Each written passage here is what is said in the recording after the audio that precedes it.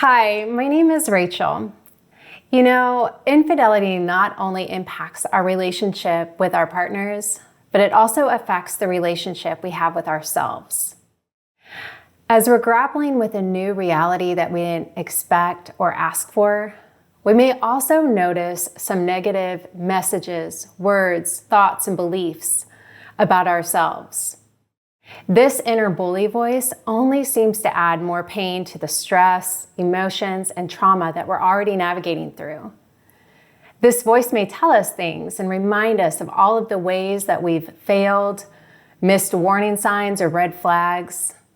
It may even tell us that we weren't enough to keep our partners satisfied or that we're never going to heal through this. But these messages can keep us stuck in patterns of self-loathing and fuel feelings of low self-worth.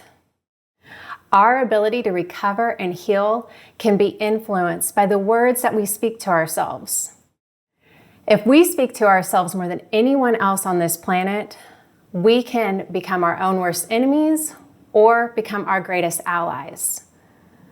Look, I care about this topic so much because my inner dialogue was in the tanks following discovery, and really for a long time prior to that.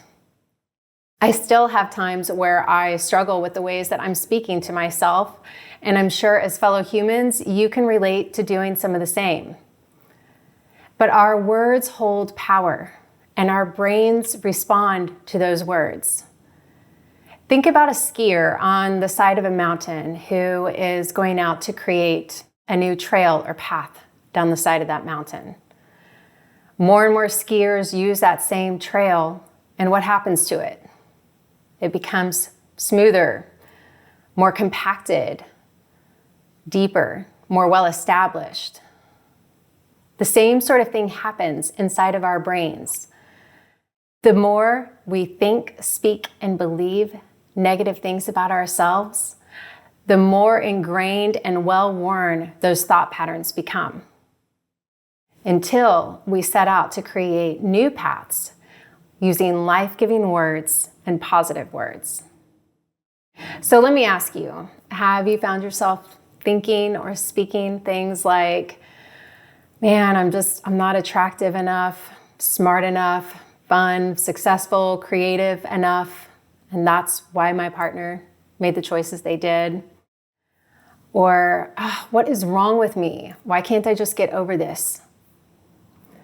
Maybe you just have kind of some general feelings of blame or shame, perfectionism, low self-worth.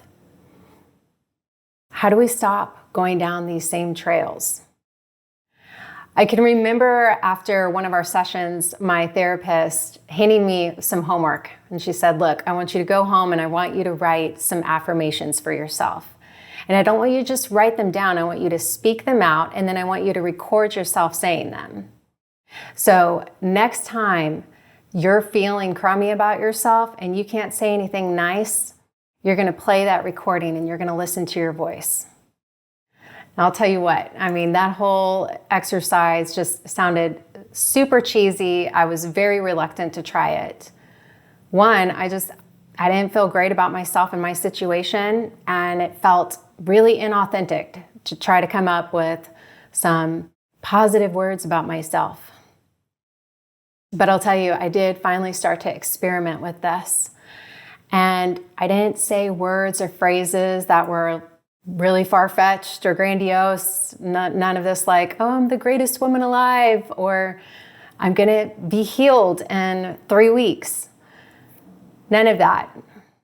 There were more phrases about things that maybe could be true of me, even if I didn't believe it in the moment. Things like, I am worthy of genuine love and loyalty. I trust God and I trust the process of healing. I am deserving of a relationship built on trust and honesty. I am stronger than this betrayal. Words and phrases like that. And now I'm going to ask you and challenge you to do the same. And look, it's okay. It's okay if it feels like an outright lie. It's okay if it feels cheesy. Your brains are going to eventually catch up. We can't flip the script on our inner narrative overnight. Think about the skier in the trail and how much time, intention, and practice this is going to take. But I'll tell you what, if there's ever a time to be working on building ourselves up from the inside out, it is during recovery. Because we may not be receiving kind and positive words from our partners and from others around us, but we can give those words to ourselves. We can remind ourselves of our inherent worth and our value and our belovedness. Please remember that. Until I get to see you again, take good care of yourself.